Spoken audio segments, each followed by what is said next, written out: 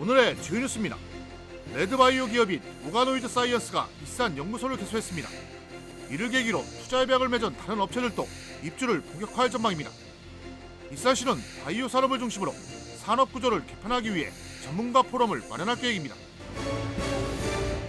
일산 모천동에 도내에서 처음으로 액화 수소 충전소가 구축됐습니다. 액화 방식은 기화 방식보다 8배 이상을 더 저장할 수 있어 대용량인 수소버스도 하루 120대까지 충전할 수 있습니다. 지역 수소 충전소로는 3년 전 만들어진 2공단 기화 충전소에 이어 두 번째입니다.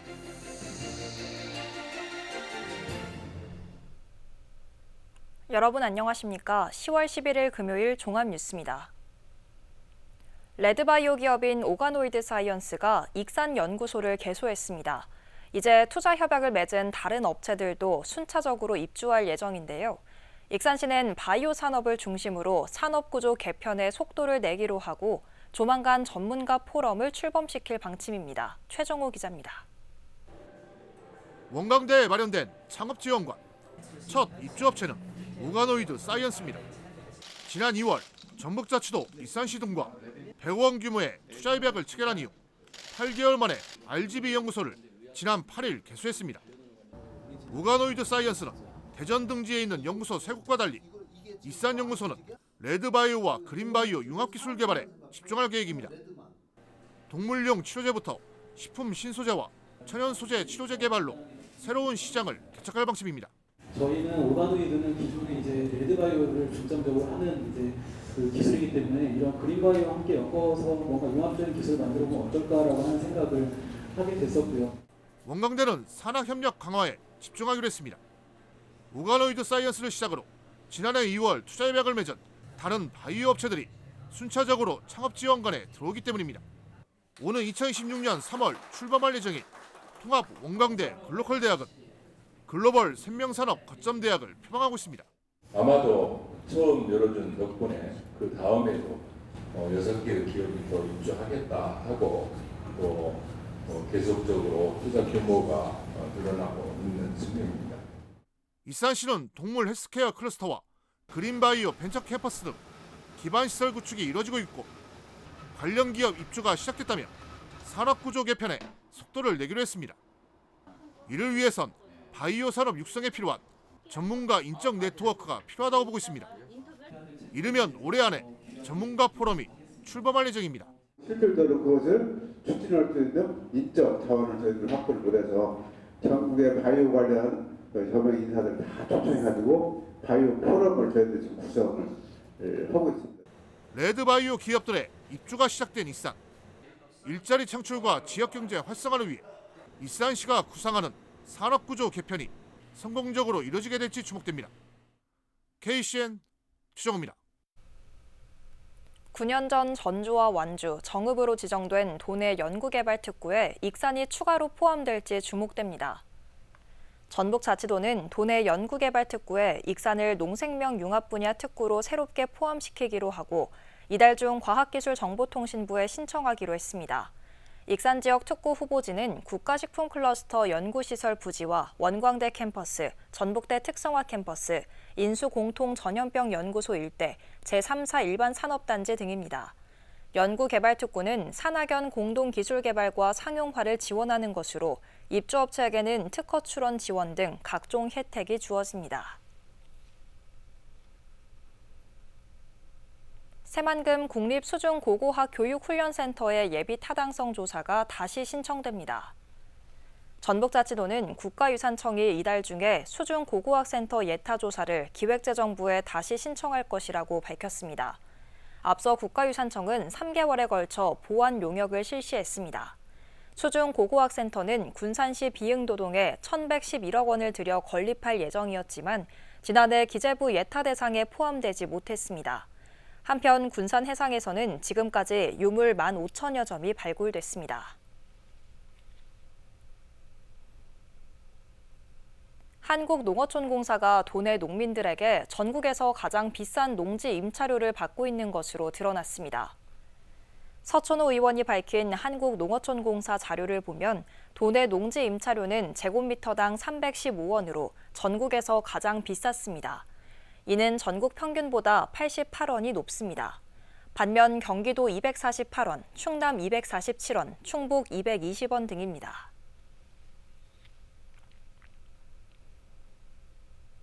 KTX 열차 운행에서 호남이 차별받고 있는 것으로 나타났습니다.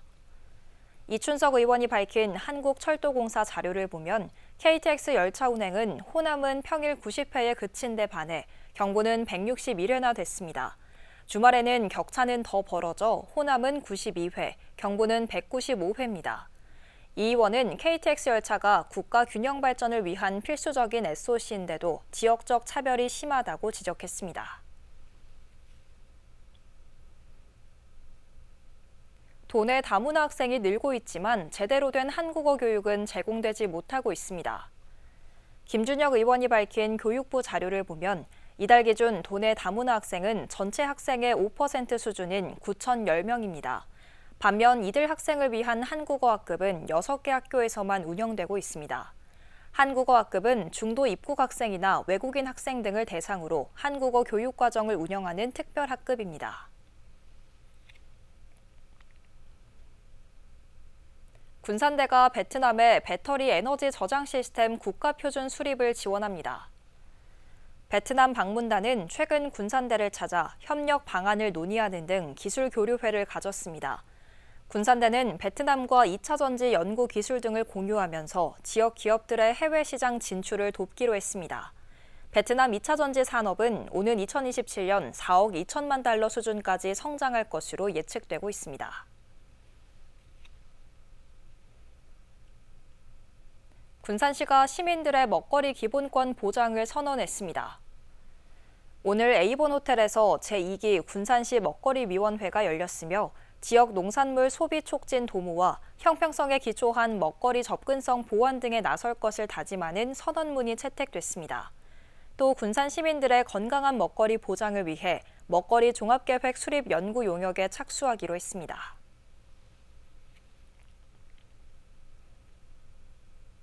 군산시가 군산공항 제주노선에 대한 재정 지원을 확대할 방침입니다. 시는 내년 본 예산에 올해보다 90.6%가 늘어난 11억 7,800만 원을 반영할 계획입니다.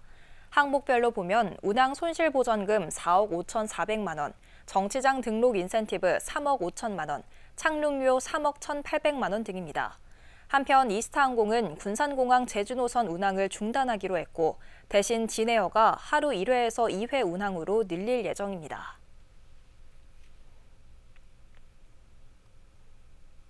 익산 목천동의 도내에서 처음으로 액화 수소 충전소가 구축됐습니다. 액화 방식은 기화 방식보다 8배 이상 더 저장할 수 있어 대용량의 수소버스도 하루 120대까지 충전할 수 있는데요. 지역 수소 충전소로는 3년 전 만들어진 2공단 기화 충전소에 이어 두 번째입니다. 최정호 기자입니다. 익산 목천동 2,700여 제곱미터 부지에 들어선 도내 첫 액화 수소 충전소. 11일 준공식을 갖고 본격적인 가동에 들어갔습니다. 이 충전소는 국비 등 92억 원을 들여 지난 2022년 착공돼 2년여 만에 완공됐습니다. 액화 수소는 기체에 비해 8배 이상 많은 양을 저장할 수 있는 장점이 있습니다. 이 충전소의 최대 저장 용량은 2,400kg. 현재 익산에서 운행되고 있는 수소버스의 충전 용량이 20kg이어서 하루 120대까지 안정적으로 충전이 가능합니다. 저희 SK 플러그 하이버스는 이 충전소를 안전하고 깨끗하게 운영해서 수소 생태계 조성에 보탬이 되도록 하겠습니다. 앞서 익산에는 2공단이 있는 서감동에 기체 수소 충전소가 구축됐습니다. 30억 원이 투입돼 저장 용량 250kg에 하루 50대의 수소 승용차가 충전할 수 있습니다. 익산시는 수소 공급 인프라가 확충됨에 따라 친환경 자동차 보급 확대에 나설 방침입니다. 올해 수소 자동차 구매 보조금으로 53억 원을 투입합니다. 155대를 대상으로 대당 3,450만 원씩이 지원됩니다. 이렇게 되면 지난 2020년부터 운행되기 시작한 익산 지역 수소차는 모두 630대까지 늘어나게 됩니다. 하여튼 익산시에서는 이제 2호고 또 그 액화 수소로서는 전라북도 1호라고 그럽니다. 잘 운영하고 잘 활용하는 것이 관건이라고 생각을 합니다. 미세먼지 절감 등 친환경 에너지로 부상한 수소. 익산의 충전 시설이 확충되면서 운전자 편의 향상과 친환경 자동차 대중화에 보탬이 될 것으로 보입니다. KCN 최정호입니다. 군산 만경강 야생조를 분변해서 고병원성 조류 인플루엔자가 검출된 가운데 방역대 내에 있는 가금 농가에 대해 정밀 검사가 착수됐습니다. 전북자치도는 방역대 10km 이내에 닭농가 7곳과 오리농가 4곳이 있었다며 이들 농장에서 시료를 채취해 정밀 분석에 들어갔다고 밝혔습니다. 또 고병원성 바이러스가 검출된 군산 만경강 지역에는 통제 초소를 설치해 사람과 차량 출입을 통제하고 있다고 덧붙였습니다. 한편 도내 가금류 농장은 정기검사 주기가 월 1회에서 주 1회로 조정됐습니다.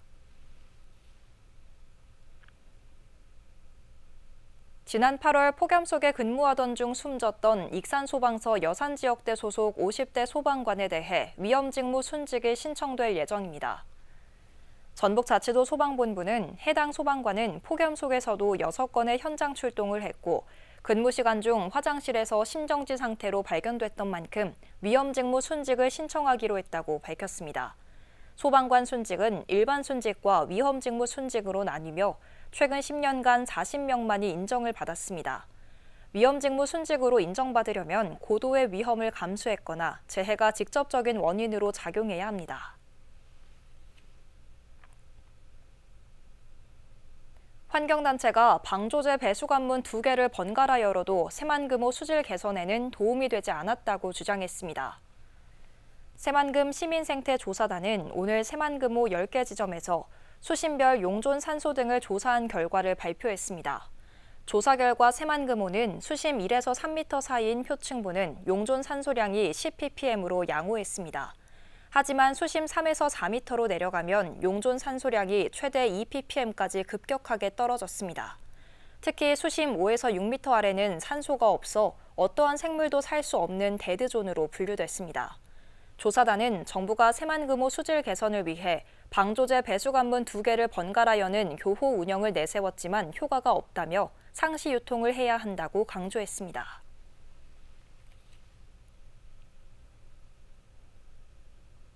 일선 치안을 담당하는 지구대와 파출소가 정원을 채우지 못하고 있습니다. 경찰청이 위성군 의원에게 제출한 자료를 보면 지난 8월 기준 도내 지구대와 파출소 정원은 2,279명입니다. 이는 규정된 정원보다 147명이 적은 것으로 경기 남부청 다음으로 많습니다. 특히 도내 지구대와 파출소의 정원 미달 현상은 지난 91명보다 더 늘었습니다. 유치원과 초등학교, 특수학교 교사 임용시험의 평균 경쟁률이 4.9대 1을 기록했습니다. 전북자치도 교육청에 따르면 어제까지 원서 접수를 마감한 결과 177명 모집에 875명이 지원했습니다. 유치원 교사가 54명 모집에 608명이 지원해 가장 높은 11.3대 1의 경쟁률을 보였습니다. 이어 초등교사는 1.8대 1의 경쟁률을, 특수교사는 11대 1의 경쟁률입니다.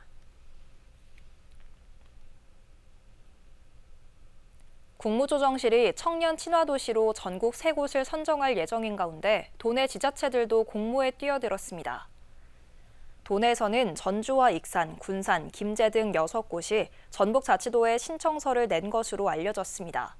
전북자치도는 이 중에서 2곳을 추려 국무조정실에 추천하게 됩니다. 최종 지정 결과는 연말 이전에 나올 예정입니다. 청년 친화도시는 지정기간이 5년이며 전문가 컨설팅과 정책 추진 등을 위한 사업비가 지원됩니다.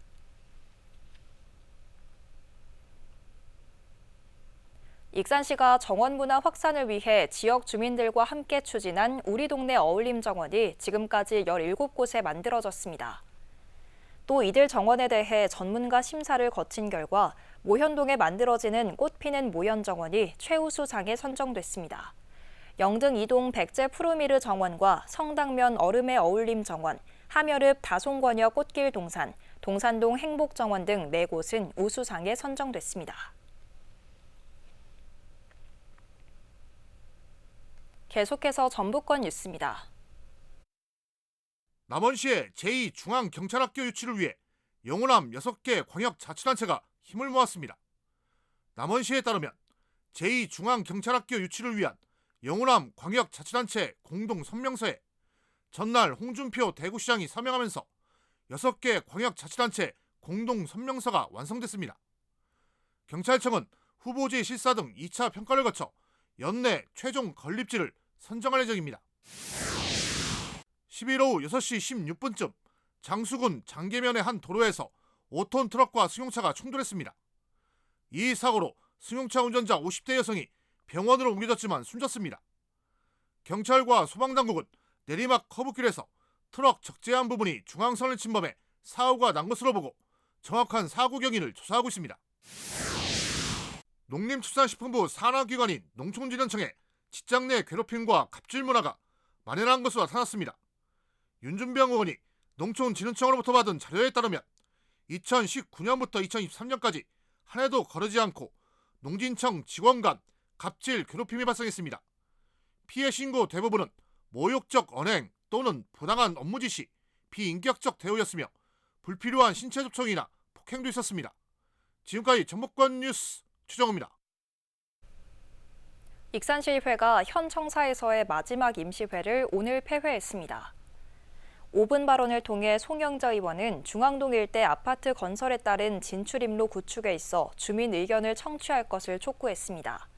또 양정민 의원은 안전한 익산을 위해 효율적인 도로 관리를, 조남석 의원은 상습 침수 농경지에 대한 대책 마련을, 조규대 의원은 농촌 소멸 위기 극복을 위한 정책 도입을 제안했습니다.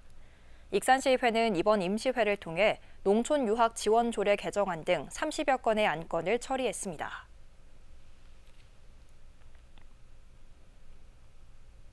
군산시의회가 올해 남은 일정을 모두 확정했습니다. 시의회 운영위는 오늘 14일부터 12일간 제268회 임시회를 진행합니다. 또 다음 달 11일부터 40일 동안 제269회 2차 정례회를 진행하기로 했습니다. 앞으로 열릴 2번의 회기를 통해 용역과제 사전심의위원회 설치 개정안과 반려동물 육성 지원 조례안 등 70여 건을 처리할 계획입니다.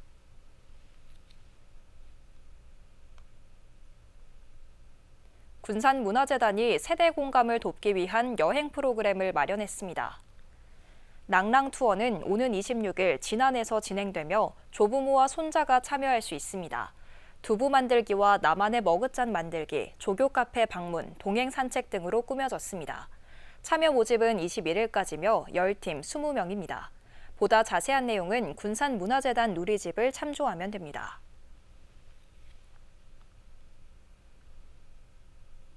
군산 월명공원 일대에서 내일 어린이 숲길 걷기 행사가 열립니다.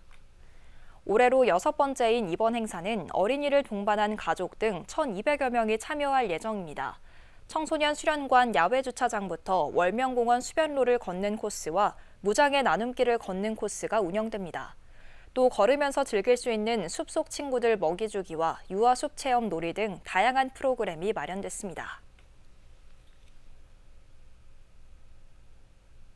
익산 미륵사지에서 오늘 전북 장애인 걷기 대회가 열렸습니다. 이번 대회에는 도내 14개 장애인 복지관 종사자와 이용자, 자원봉사자 등 350여 명이 참여했습니다. 미륵사지 정문광장에서 익산시립예술풍물단의 축하 공연이 펼쳐졌고 미륵사지 길을 걸으며 부채 만들기와 페이스 페인팅 등 다양한 프로그램이 진행됐습니다.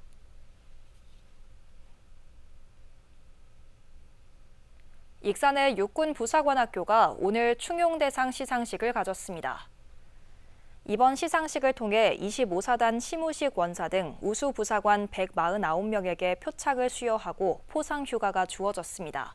충용대상은 지난 2010년부터 모범적인 부사관을 선발하기 위해 해마다 열리고 있습니다. 다음은 우리 동네 소식입니다.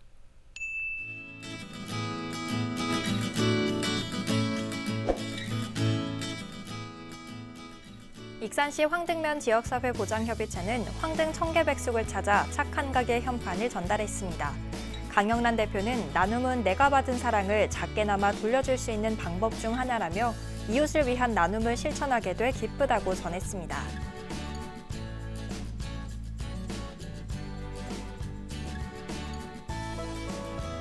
군산시 경암동 중식당 아서원의 이삼구 대표가 1년 동안 모아온 사랑의 저금통 성금 165만 원을 기부했습니다.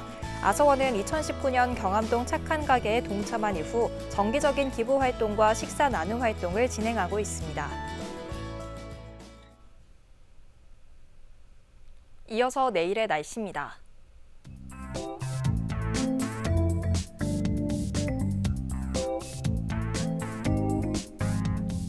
내일 전북은 맑은 가운데 낮과 밤의 기온차가 10도 이상으로 크겠습니다.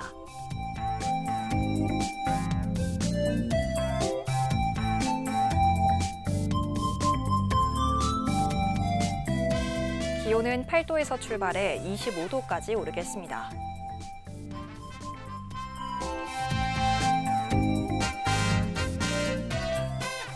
군산은 23도까지 오르겠습니다.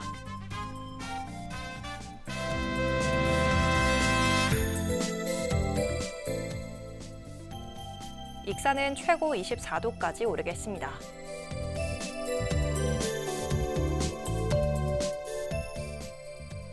바다의 물결은 0.5에서 1m 사이로 일며 매우 잔잔하겠습니다. 날씨였습니다.